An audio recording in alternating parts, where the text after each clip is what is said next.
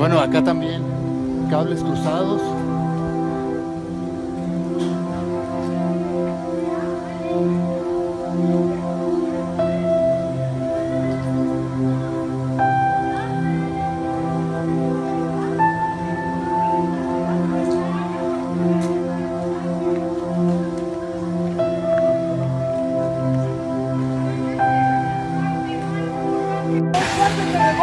Tranquilo.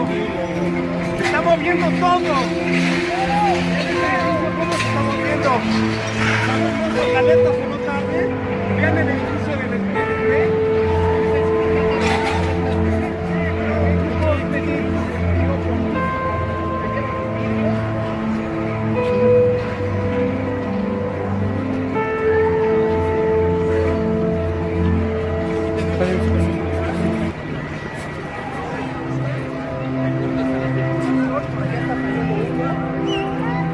Esto es Avenida Insurgentes, esquina con Antonio Caso. Reforma lo tenemos a espaldas. De aquel lado está San Cosme, el puente de Alvarado.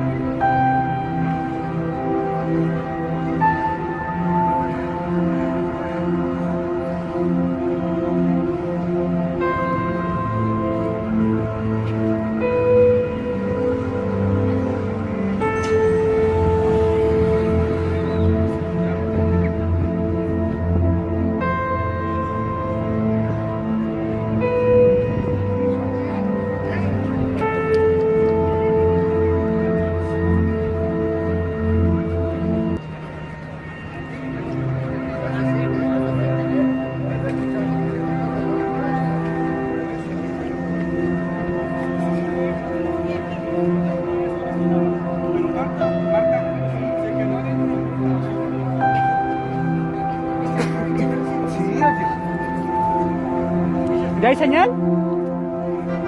¿Hay señal?